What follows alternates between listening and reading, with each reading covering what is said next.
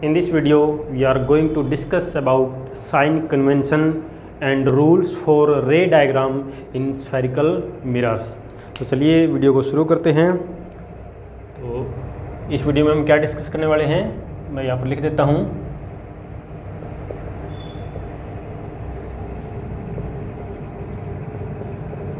Sign convention पहला topic होगा हमारा। उसके बाद हम इसमें डिस्कस करेंगे रूल्स फॉर रे डायग्राम, रूल्स फॉर रे डायग्राम इन स्फेरिकल मिरर्स।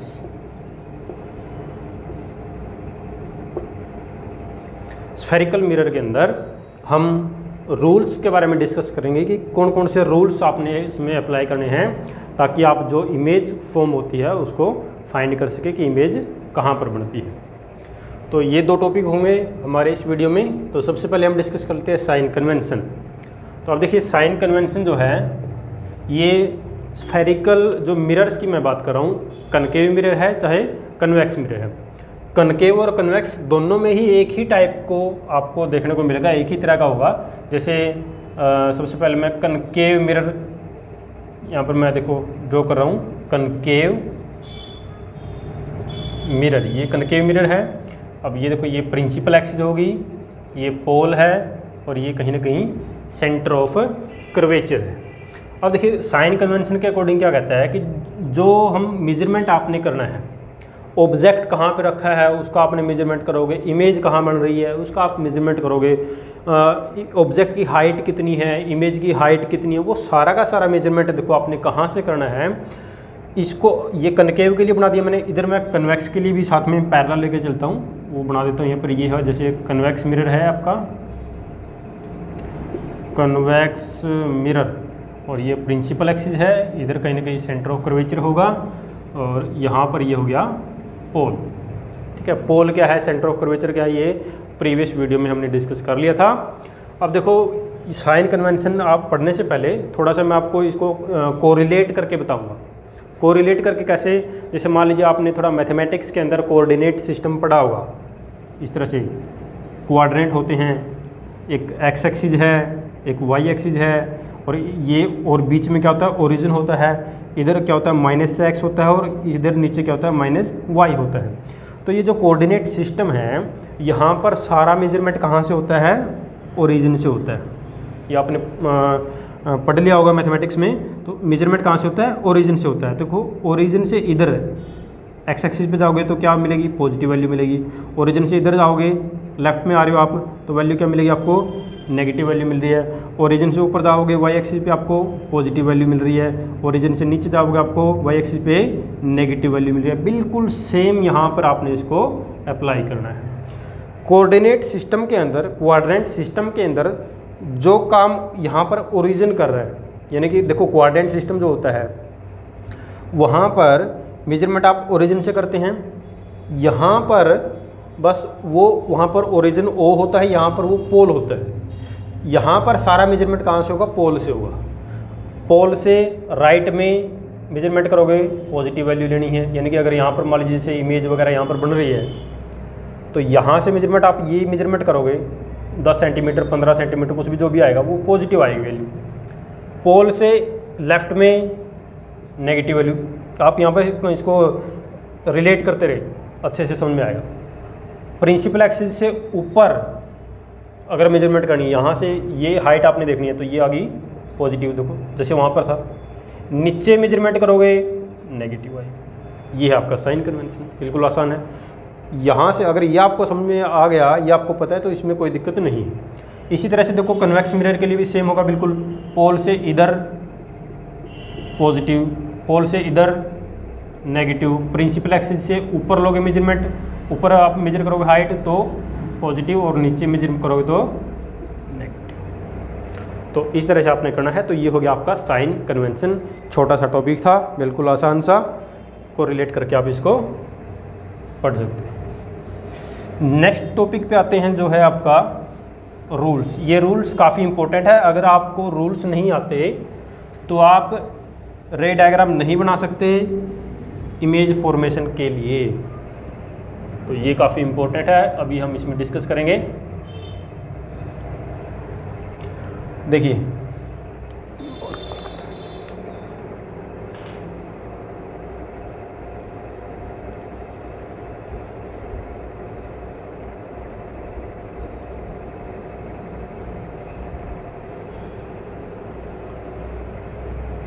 रे डायग्राम के रूल्स जो हैं कनकेव के लिए और कन्वेक्स के लिए, दोनों के लिए मैं आपको यहाँ पे बताऊंगा।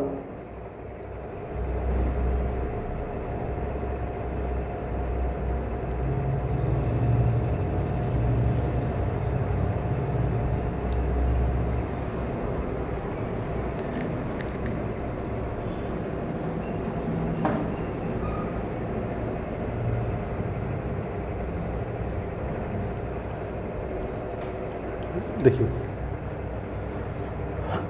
जो रूल्स की बात कर रहे हैं, तो रूल्स हैं यहाँ पर रे डायग्राम के लिए, तो वन बाय वन डिस्कस करते हैं। तो रूल सबसे पहले हम डिस्कस कर लेते हैं कनकेव के लिए। कनकेव मिरर के लिए, तो कनकेव मिरर के लिए रूल्स क्या होंगे? पहला रूल देख लीजिए। पहला रूल क्या है कि अगर कोई रे आ रही है प्रिंसिपल एक्सिस के पैरेलल, तो कनकेव मिरर पे पड़ने के बाद फोकस से चली जाएगी रिफ्लेक्ट होके।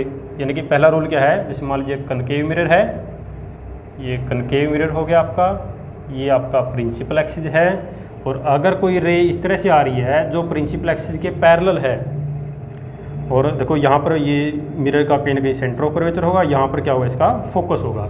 तो अगर कोई रे प्रिंसिपल एक्सिस के पैरेलल आ रही है तो मिरर पे पड़ने के बाद रिफ्लेक्ट होके वो फोकस से चली जाएगी, फोकस से पास होगी। ये है रूल नंबर 1, पहला रूल।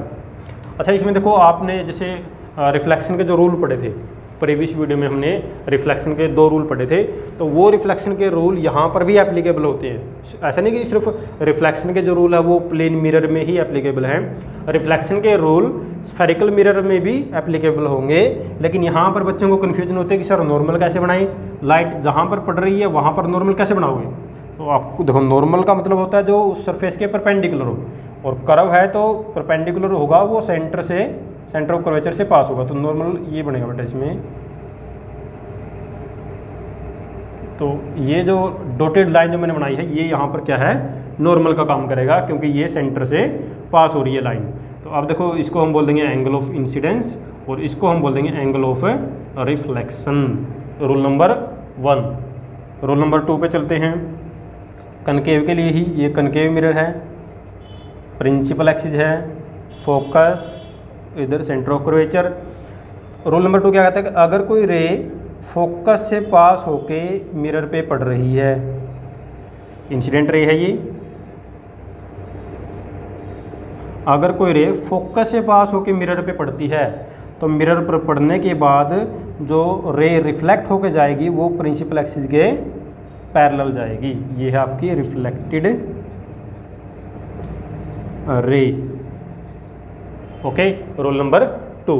रूल नंबर 3 यहाँ पर लिख देता हूँ, रूल नंबर 3 डिस्कस कर लेते हैं। Very important rule, concave mirror है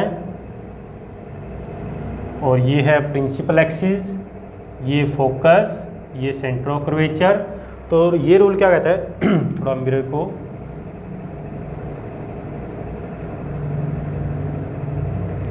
देखिए, ये रूल कहता है कि अगर कोई रे सेंटर ऑफ कर्वेचर से पास होके मिरर पे पड़ती है तो क्या होगा, जैसे यहाँ से ऐसे रे आ रही है और ये सेंटर ऑफ कर्वेचर से पास होके मिरर के ऊपर फॉल कर रही है। तो देखिए, अगर कोई रे सेंटर ऑफ कर्वेचर से पास होकर मिरर पे पड़ रही है तो इस पॉइंट पर फॉल करी, पॉइंट का नाम मैं ए लिख देता हूँ। तो अब आप क्या करो, ए पॉइंट पर नॉर्मल बनाओ। ए पॉइंट पर जो आप नॉर्मल बनाओगे वो भी तो सेंटर ऑफ कर्वेचर से ही पास होगा, यानी कि इस केस में एंगल ऑफ इंसिडेंस 0 है, और एंगल ऑफ इंसिडेंस अगर 0 है, डिग्री लिखना था आप लिख सकते 0 डिग्री, एंगल ऑफ रिफ्लेक्शन कितना होगा, वो भी तो 0 डिग्री होगा। ये तो रूल हमने पढ़ा था। तो एंगल ऑफ रिफ्लेक्शन भी अगर 0 होगा तो यानी कि ये रे किधर से जाएगी, अलोंग द नॉर्मल ही चले जाएगी, वापस इसी रास्ते से ये वापस चली जाएगी। ये है रूल नंबर 3, काफ़ी इंपॉर्टेंट रूल है, ठीक है। अच्छा, एक और इसमें आप चाहो तो लिख सकते हैं, जैसे मान लीजिए कनकेव मिरर है, प्रिंसिपल एक्सिस है, और यहाँ पर फोकस, ये सेंटर ऑफ कर्वेचर। ये रूल क्या कहता है कि अगर मान लीजिए कोई रे ऐसे आ रही है, ये पोल है यहाँ पर, ऐसे सीधे आके पोल के ऊपर फॉल कर जाए इंसिडेंट रे, तो क्या होगा? तो कुछ नहीं होगा। ये नॉर्मल, देखो ये तो नॉर्मल ही है ना। नॉर्मल कौन सा होता है? ऐसी लाइन, देखो पी पॉइंट पर रे पड़ रही है, ये इंसिडेंट रे आ रही है, कहाँ पर फॉल कर रही है? पी पॉइंट पर फॉल कर रही है। जिस पॉइंट पर फॉल करती है वहाँ पर आप नॉर्मल कैसे बनाओगे? स्फेरिकल मिरर में नॉर्मल बनाने के लिए एक लाइन खींचोगे जो सेंटर ऑफ कर्वेचर से पास होनी चाहिए। तो यहाँ पर ये जो प्रिंसिपल एक्सिस है ना, यही यहाँ पर नॉर्मल का काम कर रही है। तो अब क्या होगा? एंगल ऑफ इंसिडेंस ये होगा, और ये रे जो है रिफ्लेक्ट होके ऐसे चली जाएगी, और ये क्या होगा? Angle of reflection, and we know angle of incidence equal to angle of reflection. तो ये केस इस तरह से होगा। तो ये हो गए रूल, हमने 4 रूल डिस्कस किए हैं, किसमें? कनकेव मिरर में। अब हम डिस्कस करते हैं कन्वेक्स में ये रूल कैसे होंगे। तो देखो कन्वेक्स में बहुत ज़्यादा केस नहीं बनेंगे, तो यहाँ पर मैं कन्वेक्स के लिए डिस्कस करूँगा।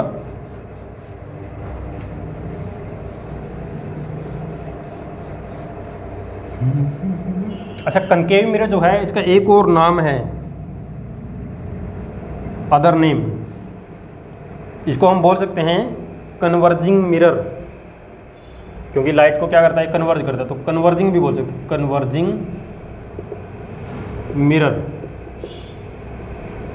कन्वर्जिंग मिरर भी बोल सकते हैं, कन्वर्ज करता है लाइट को। दूसरा हम पढ़ेंगे यहाँ पे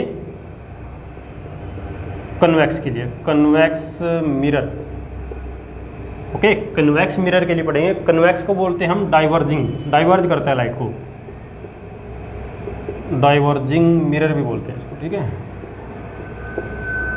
डाइवर्जिंग मिरर लाइट को डाइवर्ज कर देता है, फैला देता है, ठीक है। तो देखो कनकेव कन्वर्ज करता है, इसलिए तो टॉर्च वगैरह में देखो जो उनमें जो रिफ्लेक्टर होते हैं वो कैसे होते हैं? रिफ्लेक्टर वो कनकेव शेप होती है उनकी, कनकेव मिरर होते हैं, क्योंकि वो क्या करते हैं? लाइट को क्या करते हैं? वो कन्वर्ज करते हैं, एक जगह पे फोकस करवाते हैं, ठीक है। और भी बहुत जगह इनके यूज़ में हम बताऊंगा जब हम इनके यूज़ डिस्कस करेंगे कि इनका यूज़ कहाँ कहाँ पे होता है, कनकेव का यूज़ हम कहाँ पे करें, कन्वेक्स का कहाँ पे करें, व्हीकल्स में जो पीछे देखने के लिए रियर व्यू के लिए हम कौन से मिरर का यूज़ करते हैं, ठीक है, सैलून में कौन सा होता है वगैरह वगैरह, वो डिस्कस करेंगे। तो अभी मैं कनकेव पे रहूँगा, कनकेव मिरर क्या है उसके बारे में बताऊँगा आपको। कनकेव मिरर में रूल्स देखिए, रूल्स क्या होंगे? रूल्स फॉर रे diagram in concave mirror, sorry convex mirror. तो कन्वेक्स मिरर में देखो पहला रूल क्या है, जैसे बना लेते हैं यहाँ पर। कन्वेक्स में क्या होगा? देखो पहला रूल क्या है कि अगर एक रे प्रिंसिपल एक्सिस के पैरेलल आ रही है और वो रे मिरर पे फॉल करती है, तो मिरर पे फॉल करने के बाद क्या करेगी? वो रिफ्लेक्ट कर जाएगी। तो रिफ्लेक्ट करेगी तो रिफ्लेक्ट तो कर जाएगी, लेकिन जब हम उसको क्या करेंगे? बैक ड्रॉ करेंगे उस रे को मिरर के पीछे, तो वो कहाँ से पास हो गई? वो फोकस से पास हो गई। देखिए ये है आपका कन्वेक्स, लिखने की ज़रूरत नहीं है, पता होगा कन्वेक्स मिरर है। अब यहाँ पर देखो फोकस इधर बनेगा, सेंटर ऑफ कर्वेचर इसका इधर होगा, इधर मत बना देना, इसका फोकस और सेंटर ऑफ कर्वेचर इधर ही बनेगा, क्योंकि एक स्फीयर का पार्ट है और स्फीयर का सेंटर जो होगा वो स्फीयर के अंदर होगा, स्फीयर से बाहर नहीं होगा। अब देखिए मान लीजिए इंसिडेंट रे इस तरह से आ रही है, इंसिडेंट रे है, इसके ऊपर फॉल करेगी तो आपको पता है कैसा मिरर है? डाइवर्जिंग मिरर, डाइवर्ज कर देता है, तो रे जो होगी वो ऐसे डाइवर्ज कर जाएगी, ऐसे चली जाएगी। ओके, लेकिन अब ये जो रे इधर चली गई है, इसको अगर आप इसको बैक ड्रॉ करोगे, थोड़ा सा इसको रे को ना थोड़ा ठीक से आप ड्रॉ कर लेंगे, इसको बैक ड्रॉ जब आप करोगे तो कहाँ से पास होगी? ये फोकस से पास होगी। ये है रूल नंबर 1। रूल नंबर 2 क्या है?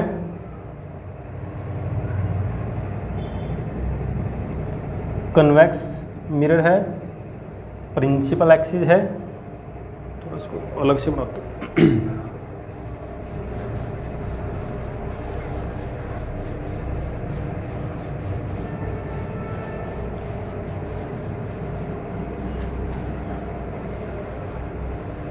रोल नंबर 2 देखिए कन्वेक्स मिरर में,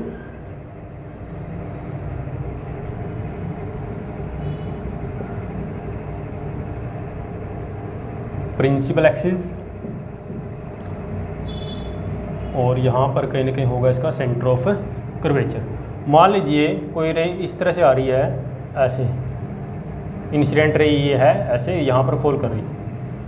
और ये रे जो इस तरह से है कि अगर मैं इसको देखो, मिरर के पीछे वैसे तो लाइट जाएगी नहीं, लेकिन इसको अगर मैं थोड़ा ड्रॉ करूँगा, अगर मैं इसको ड्रॉ करूँगा तो ये जो रे है ये सेंटर ऑफ कर्वेचर से पास हो रही है।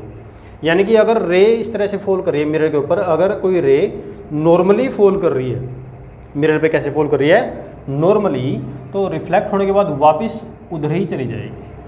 वही जैसे पहले बताया था उसमें ये इंसिडेंट रे है, यहाँ पर एंगल ऑफ इंसिडेंस अगर आप देखोगे तो 0 आएगा। 0 क्यों आएगा? क्योंकि इस पॉइंट पर अगर नॉर्मल बनाओगे तो ये लाइन जो है ना, ये कोई पॉइंट मान लीजिए, इसको मैं नाम P बोलता हूँ इसको, ठीक है। तो ये जो PC जो लाइन है ये एक तरह से एक नॉर्मल भी है। तो ये नॉर्मल है तो देखो रे ऐसे आ रही है तो एंगल कितना बन रहा है 0, तो एंगल ऑफ रिफ्लेक्शन भी कितना होगा 0। 0 मतलब कि रिफ्लेक्ट होकर वापस उसी डायरेक्शन में चली जाएगी, उसी पाथ के अलोंग ये रे चली जाएगी। Rule number 2। रूल नंबर 3 देखिए। रूल नंबर 3 आप ऐसे देख सकते हैं, जैसे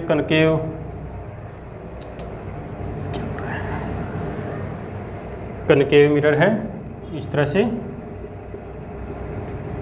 और ये प्रिंसिपल एक्सिस है, और यहाँ पर फोकस, और यहाँ पर इसका कहीं ना कहीं सेंटर ऑफ कर्वेचर होगा। इंसिडेंट रे मान लीजिए ये बीच में क्या होता है, पोल होता है, आपको पता है। अगर इंसिडेंट रे मान लीजिए इस तरह से आ रही है, पोल पे फॉल कर रही है आके, तो क्या होगा, वही केस जो पहले डिस्कस किया था। पोल पे अगर फॉल कर रही है, यहाँ पर ये जो प्रिंसिपल एक्सिस है ये नॉर्मल का काम भी करेगी। ये नॉर्मल है, नॉर्मल क्यों है? क्योंकि सेंटर ऑफ कर्वेचर से पास हो रही है ये लाइन। अब देखो यहाँ पर ये बनेगा एंगल ऑफ इंसिडेंस, यहाँ पर ये जो रे फॉल कर रही है रिफ्लेक्ट होकर इस तरह से इधर चली जाएगी, ये बनेगा यहाँ पर एंगल ऑफ रिफ्लेक्शन। और यहाँ पर हम जानते हैं एंगल ऑफ इंसिडेंस किसके बराबर होगा, एंगल ऑफ रिफ्लेक्शन के बराबर होगा। ठीक है, तो ये हो गए रूल्स फॉर मेकिंग और ड्राइंग रे डायग्राम। रे डायग्राम आपने इस तरह से बनाने हैं।